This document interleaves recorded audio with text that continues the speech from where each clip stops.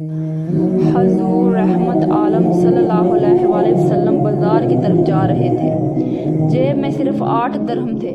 راستے میں ایک ضعیف عورت بیٹھی رو رہی تھی۔ آپ صلی اللہ علیہ وآلہ وسلم رک گئے، اس کے قریب پہنچے اور اس کے غم میں شریک ہونے کے لیے اس سے پوچھا، بڑی بی کیوں رو رہی ہو؟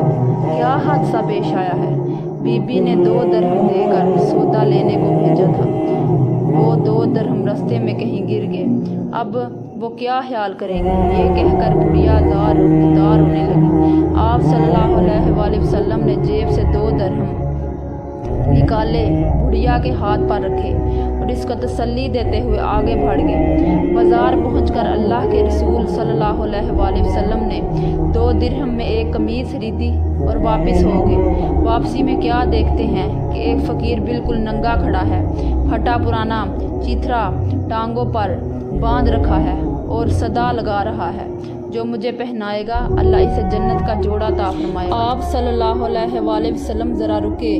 فقیر نے پھر صدا لگائی، جو مجھے پہنائے گا اللہ اسے جنت کا جوڑا عطا فرمائے گا۔ آپ صلی اللہ علیہ وآلہ وسلم نے وہ قمیض اسی وقت اس فقیر کو پہنا دی اور پھر بازار کی طرف چل پڑے۔ وہاں جا کر آپ صلی اللہ علیہ وآلہ وسلم نے دوسری قمیض 2 درہم میں خریدی اور اپنے گھر کے لیے واپس ہوئے۔ دیکھا کہ رستے میں پھر وہی بڑھیا کھڑی رو رہی ہے۔ دریافت فرمایا، بڑی بی اب کیا بات ہے؟ بولی، یا رسول اللہ صلی اللہ علیہ وآلہ وسلم، میرے ماں باپ آپ پر قربان، میں کہاں تک آپ صلی اللہ علیہ وآلہ وسلم کو پریشان کروں؟ گھر سے نکلتے ہوئے کافی دیر ہو گئی ہے، گھر والیاں انتظار کر رہی ہوں گی، یہاں دیر لگ گئی، اتنی دیر میں پہنچوں گی تو وہ ناراض ہوں گے، بڑا بھلا کہیں گے، سزا دیں گے۔ بڑھیا یہ کہہ کر پھر زور زور سے رونے لگی۔ آپ صلی اللہ علیہ وآلہ وسلم نے بڑھیا کی فریاد نہایت دھیان سے سنی۔ بڑھیا پر بڑا ترس آیا، اسے تشفی دی اور فرمایا، چلو میں تمہارے ساتھ چلتا ہوں۔ بڑھیا خوشی خوشی چل دی۔ اللہ کے رسول بھی ساتھ ساتھ تھے۔ تھوڑی ہی دور گئے تھے کہ کچھ انصار کے گھر نظر آئے۔ بڑھیا نے رسول اللہ صلی اللہ علیہ وآلہ وسلم کو بتایا، میں انہیں گھروں میں کام کرتی ہوں، ان گھروں کے مرد باہر گئے ہوئے ہیں، گھروں میں صرف عورتیں ہی ہیں۔ آپ صلی اللہ علیہ وآلہ وسلم گھروں کے قریب پہنچے اور ذرا بلند آواز سے کہا، اے بیبیو السلام علیکم ورحمۃ اللہ۔ آواز منوس تھی، ہر خاتون متوجہ ہو گئی مگر بالکل خاموش رہی، کسی گھر سے کوئی جواب نہ آیا۔ آپ صلی اللہ علیہ وآلہ وسلم نے پھر بلند آواز سے کہا، السلام علیکم ورحمۃ اللہ وبرکاتہ۔ پھر وہی خاموشی رہی، کسی گھر سے کوئی جواب نہ آیا۔ خواتین دروازوں کے قریب آ گئیں اور مشتاق تھیں کہ وہ دل نواز آواز پھر آئے۔ اللہ کے رسول صلی اللہ علیہ وآلہ وسلم نے تیسری بار پھر ذرا بلند آواز سے کہا، اے بیبیو السلام علیکم ورحمۃ اللہ وبرکاتہ۔ تیسری آواز پر سارے گھروں کی عورتوں نے مل کر جواب دیا، وعلیکم السلام ورحمۃ اللہ وبرکاتہ۔ فداک امی آپ صلی اللہ علیہ وسلم نے پوچھا، بیبیو کیا تم نے میری پہلی آواز نہیں سنی تھی؟ یا رسول اللہ صلی اللہ علیہ وآلہ وسلم، ہم نے آپ کا پہلا ہی سلام سن لیا تھا اور آپ کی آواز پہچان لی تھی، لیکن جواب اس لیے نہیں دیا کہ آپ کی زبان مبارک سے سلامتی اور رحمت و برکت کی دعائیں ہم اور ہمارے بچے بار بار سنیں۔ عورتوں نے عقیدتوں ارادات کا اظہار کرتے ہوئے کہا۔ اللہ کے رسول صلی اللہ علیہ وآلہ وسلم مسکرا دیے، پھر فرمایا، یہ تمہاری خادمہ ڈر رہی ہے کہ تم اسے ڈانٹو گی اور سزا دو گی۔ اتفاق سے اس اللہ کی بندی کو دیر ہو گئی تھی، میں اس کی سفارش کے لیے آیا ہوں۔ رسول اللہ صلی اللہ علیہ وآلہ وسلم کے الفاظ سن کر خواتین کی آنکھوں میں آنسو آ گئے اور ایک زبان ہو کر بولی، یا رسول اللہ صلی اللہ علیہ وآلہ وسلم، یہ آپ کو سفارش کے لیے لے کر آئی ہیں تو آپ گواہ رہیں، ہم اسی وقت اس کو آزاد کرتے ہیں، اب اس پر کسی کا کوئی حق نہیں ہے۔ باندی کی آزادی پر آپ صلی اللہ علیہ وآلہ وسلم کا چہرہ خوشی سے چمک اٹھا اور آپ صلی اللہ علیہ وآلہ وسلم ان نیک خواتین کو دعائیں دیتے ہوئے خوشی خوشی گھر واپس آ گئے۔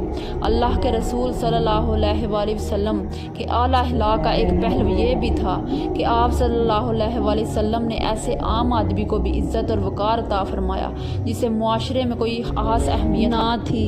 بنو شجع عربوں کے مشہور قبیلہ بنو غطفان کی ایک شاہ ہے۔ یہ قبیلہ زمانہ قدیم سے مدینہ منورہ کے اطراف میں آباد تھا۔ اس قبیلے کا ایک بدوی ظاہر بن حرام رضی اللہ تعالی عنہ مدینہ منورہ سے کچھ فاصلے پر رہتا تھا۔ یہ نہایت غریب شخص تھا، شکل و صورت میں بھی زیادہ خوبصورت نہ تھا، مگر اس کی ایک اہم خوبی یہ تھی کہ یہ اللہ کے رسول صلی اللہ علیہ وآلہ وسلم سے بہت محبت کرتا تھا، اور اللہ کے رسول صلی اللہ علیہ وسلم بھی اس سے خوب محبت کرتے تھے۔ ظاہر بن حرام شجی جب بھی مدینہ منورہ آتا تو اللہ کے رسول صلی اللہ علیہ وآلہ وسلم کے لیے کچھ دیہاتی تحفے مثلا تازہ سبزیاں، پھل، شہد وغیرہ لے کر آتا۔ ظاہر جب واپس جانے لگتا تو اللہ کے رسول صلی اللہ علیہ وآلہ وسلم بھی اسے شہری سوغاتیں دے کر رخصت فرماتے۔ ایک دن تو اللہ کے رسول صلی اللہ علیہ وآلہ وسلم نے ظاہر کو ایک ایسا اعزاز عطا فرمایا جو غالباً کسی اور صحابی کے حصے میں نہیں آیا۔ ارشاد فرمایا، ظاہر ہمارا دیہاتی دوست اور ہم اس کے شہری دوست ہیں۔ ذرا حدیث کے الفاظ پر غور فرمائیں۔ یقیناً ہر شہری خاندان کا ایک دیہاتی دوست ہوتا ہے، اور آل محمد کا دیہاتی دوست ظاہر بن حرام ہے۔ ظاہر سیدھا سادہ آدمی تھا، شہری آداب سے ناواقف تھا۔ جب اپنے گاؤں سے آتا تو اپنے ہمراہ لائی ہوئی سوغاتیں لے کر بازار ہی میں کسی جگہ کھڑا ہو جاتا اور بیچنا شروع کر دیتا۔ پرانے زمانے سے یہ دستور چلا آ رہا ہے کہ دیہات سے جب کوئی شخص سبزیاں، پھل وغیرہ لے کر آتا ہے تو لوگ بھاگتے ہوئے اس کے ارد گرد اکٹھے ہو جاتے ہیں۔ انہیں تازہ سبزیاں مل جاتی ہیں جو عموماً سستی ہوتی ہیں۔ ایک مرتبہ ایسا ہوا کہ ظاہر اپنے ہمراہ کچھ دیہاتی سوغاتیں لے کر مدینہ منورہ کے بازار میں آیا اور ایک جگہ کھڑا ہو کر انہیں بیچنے لگا۔